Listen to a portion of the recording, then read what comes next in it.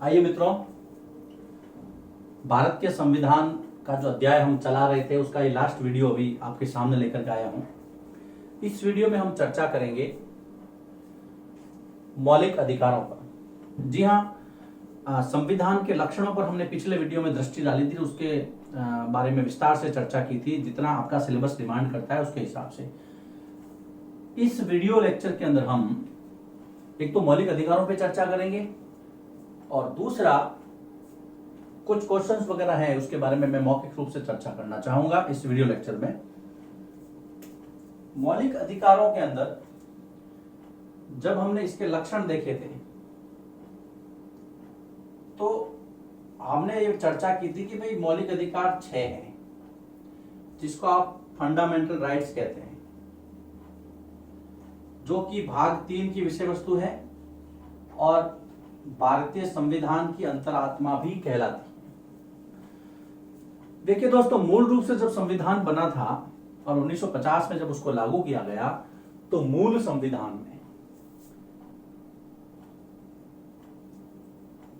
संविधान में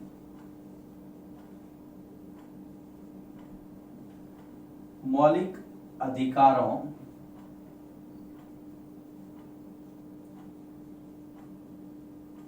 की संख्या 7 थी। यानी जब संविधान बना तब उसके अंदर टोटल फंडामेंटल राइट्स जो है वो 7 रखे गए थे, 7 रखे गए थे। लेकिन मैंने पहले भी आपको बताया कि जैसे जैसे परिस्थितियां बदली देश और काल की, उसमें भारत के संविधान में बहुत सारे परिवर्तन हुए, चेंजेज हुए, बदलाव हुए, संशोधन हुए। उस संशोधनों की श्रृंखला में उस कड़ी के अंदर जब 1978 के अंदर 1978 में 44वां संशोधन हुआ,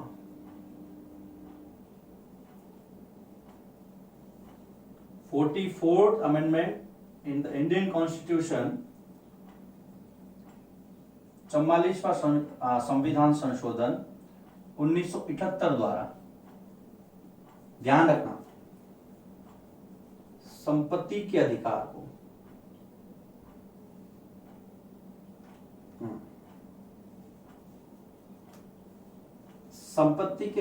यानी कि राइट टू प्रॉपर्टी को मूल अधिकार से हटाकर कानूनी अधिकार, और वो भी आर्टिकल 300A, अनुच्छेद 300A के तहत कानूनी अधिकार की श्रेणी में रखा गया।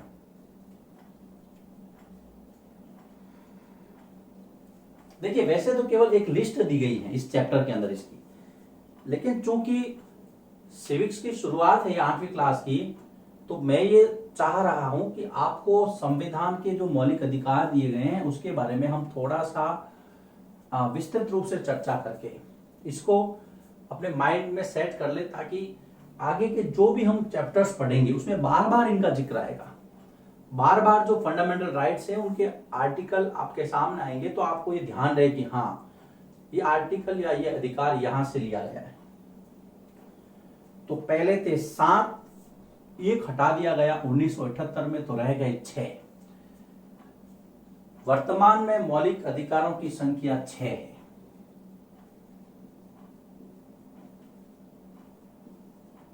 वर्तमान में मौलिक अधिकार ये है 6। इस बात को आप ध्यान रखेंगे।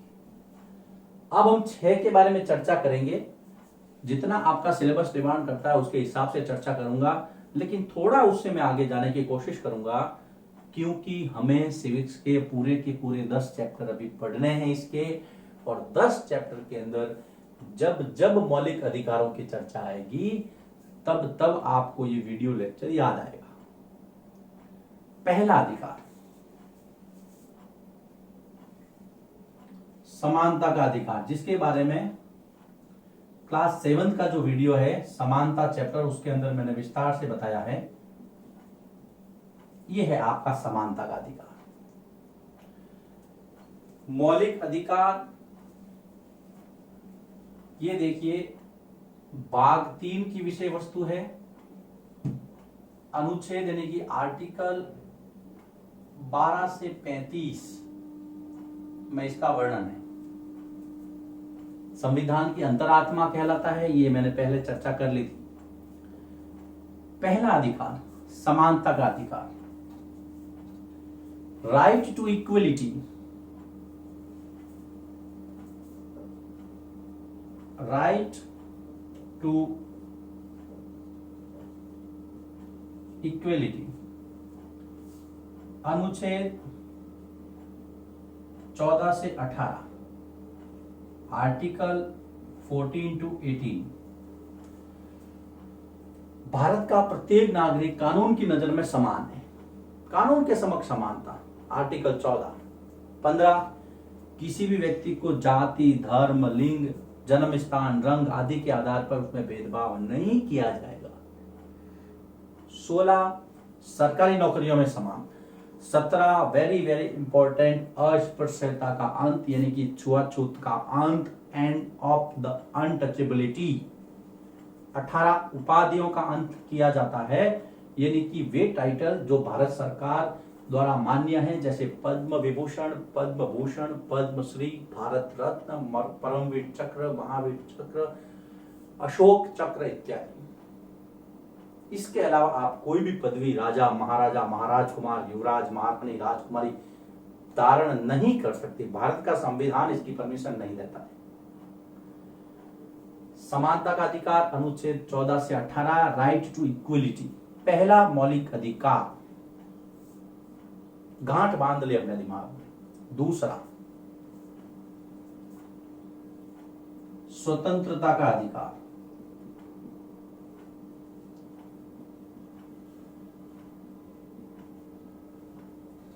अनुच्छेद 19 से 22, राइट टू फ्रीडम।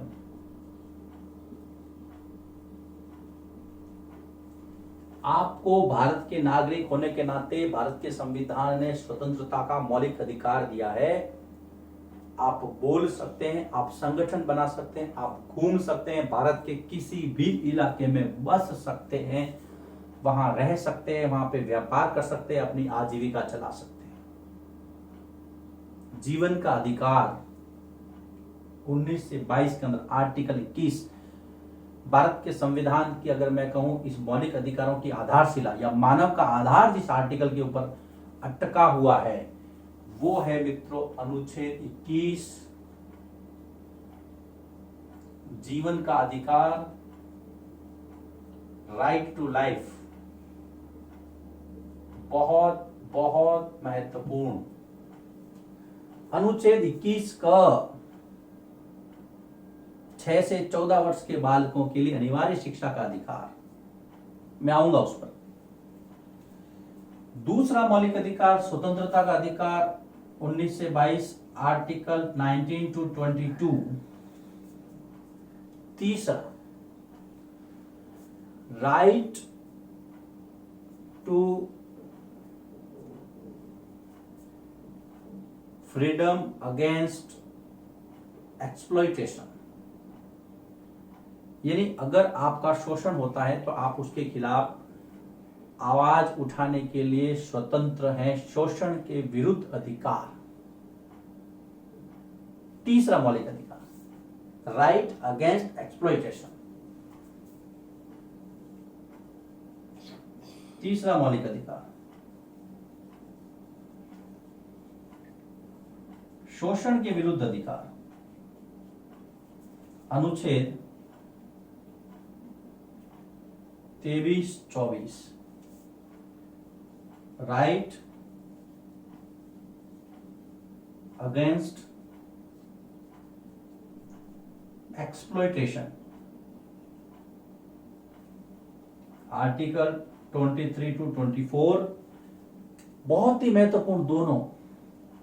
अनुच्छेद 23, 23 मानव किसी के साथ जबरदस्ती उससे परिश्रम नहीं करवा सकता। बलात् श्रम, जबरदस्ती आप किसी से काम नहीं करवा सकते।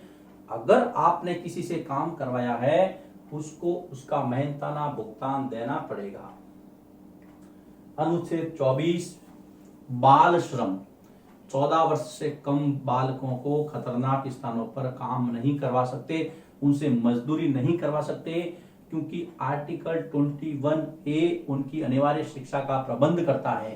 तो आर्टिकल 21 को आर्टिकल 24 के साथ रख करके आपको देखना है, आपको सारा माजरा समझ में आ जाएगा।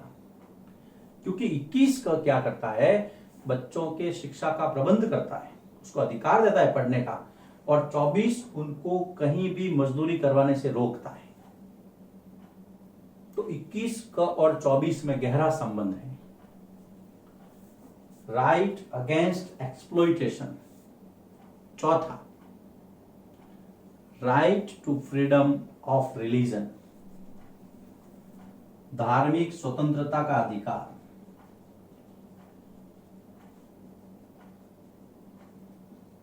धार्मिक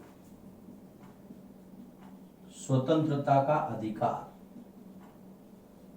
अनुच्छेद 25 से 28।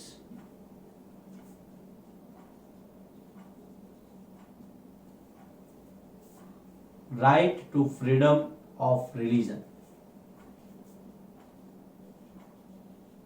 राइट टू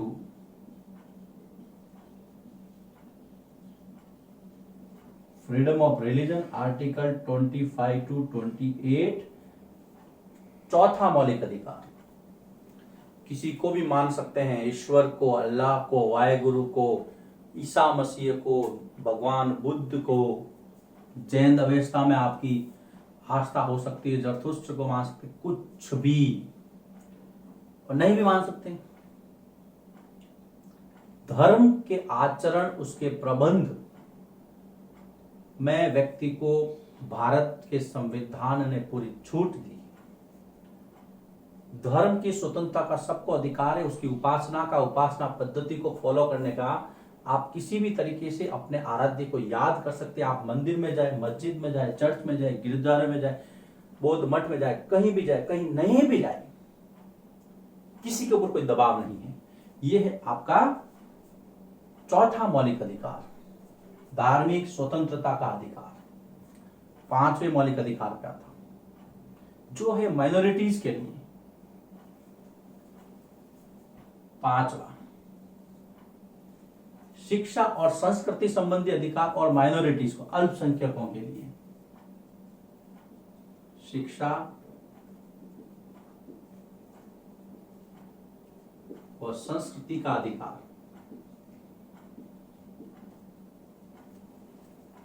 अल्पसंख्यकों के लिए जब आप ये पढ़े तब अल्पसंख्यक शब्द जरूर अपने दिमाग में रखें। वे समुदाय जो संख्या में कम है उनको अपना संस्कृति, अपना कल्चर, अपनी एजुकेशन, जैसे कि मदरसे हैं, गुरुद्वारे हैं, यानी कि जैन है, बौद्ध है, मुस्लिम है, पारसी है, उनका कल्चर, उनके एजुकेशनल इंस्टीट्यूट में सरकार उनको मदद करेगी। उनको कहीं भी डरने की आवश्यकता नहीं है। भारतीय संविधान इसकी गारंटी देता है। पांचवें मौलिक अधिकार से जो है शिक्षा और संस्कृति का अधिकार, ये 28 पे खत्म हुआ था। ये अनुच्छेद 29 और 30, right to education and culture, right to education and culture.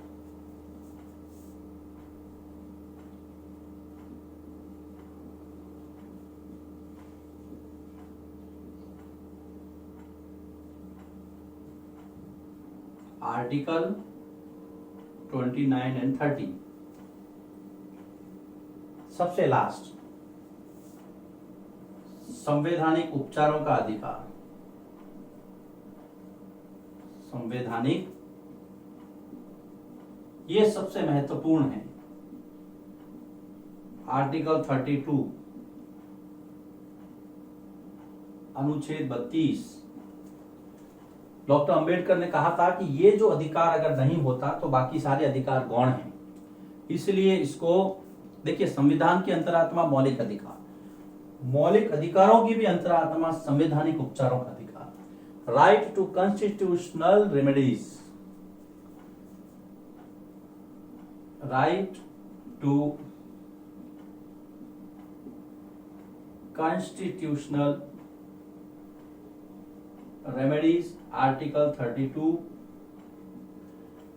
अगर आपके इनमें से किसी भी मौलिक अधिकार का हनन होता है तो आप इस आर्टिकल के तहत माननीय सर्वोच्च न्यायालय में या उच्च न्यायालय के अंदर अपनी अपील दायर कर सकते हैं, रिट लगा सकते हैं, याचिका दायर कर सकते हैं, दरवाजा आप खटखटा सकते हैं अदालत का, क्योंकि आर्टिकल 32 संवैधानिक उपचारों का अधिकार देता है।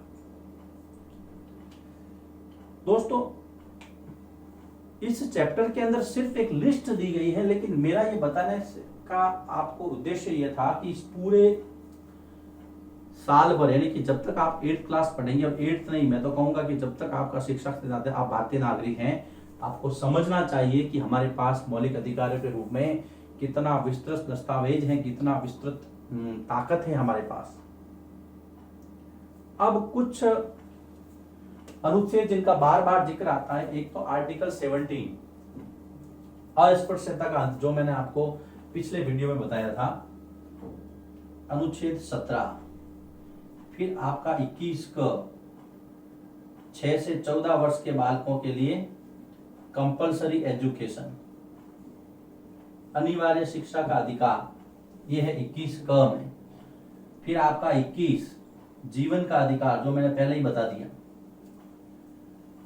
ये कुछ आर्टिकल हैं जो आपको बार बार पढ़ने पड़ेंगे। आर्टिकल 15, किसी के साथ धर्म, वंश, जाति, जन्म स्थान के आधार पर भेदभाव नहीं किया जाएगा। अब इसके कुछ प्रश्न हैं, इस चैप्टर में कुछ प्रश्न। देखिए, एक क्वेश्चन दिया हुआ है जिसमें नेपाल के संविधान में पुराने में और नए में, यानी कि पुरानी जो धारा है आर्टिकल 35, भारत की नहीं, नेपाल के संविधान की बात कर रहा हूं मैं, इस चैप्टर में मैंने पहले जिक्र किया था, उसमें सारी शक्तियां राजा के पास थी। लेकिन जो नया संविधान बना था 2015 के अंदर, आर्टिकल उसका जो 75 लिखा गया, अनुच्छेद 75, उसमें सारी जो शक्तियां हैं वो मंत्रिपरिषद को दी गई और वो लोकतांत्रिक संविधान था। तो उसमें तुलना के लिए कहा गया है। तो आपको इतना बताना है कि जो पहले वाला है वो राजतंत्रात्मक है और ये लोकतंत्रात्मक संविधान है। तो पहले राजा जो है वो निरंकुश हो सकता था, लेकिन अब ऐसा नहीं है। इस प्रकार से इसका आंसर आपको देने की कोशिश करनी है। फिर कुछ माइनॉरिटीज के लिए क्वेश्चन है उसके अंदर कि एक कक्षा में इतने लड़के हैं, इतनी लड़कियां हैं, या इतने लोग शाकाहारी है, इतने लोग मांसाहारी है, एक गांव में इतने लोग बुद्धिस्ट हैं, बाकी सब दूसरे हैं। तो वो आपको उसमें जो माइनॉरिटी है उसके साथ रहना है, उसके फेवर में उसका क्वेश्चन का आंसर लिखना है। वो आप जब उसको पढ़ेंगे तो समझ में आ जाएगा। तो मेरे हिसाब से ये जो भारत का संविधान चैप्टर था, द इंडियन कॉन्स्टिट्यूशन, इस वीडियो लेक्चर के साथ यहीं पे समाप्त होता है। इस चैप्टर के क्वेश्चन आंसर यानी कि जो प्रश्न है अभ्यास के, वो आप कीजिए, और अगर उसमें कहीं भी आपको लगे कि कुछ चीज समझ में नहीं आ रही है तो आप मुझसे संपर्क कर सकते हैं या मैसेज द्वारा मुझे बता सकते हैं कि सर यहाँ पर किस तरह से हम इसका आंसर लिखेंगे। तो मैं कोशिश करूंगा कि आपको उसमें पूरी हेल्प कर सकूं। धन्यवाद।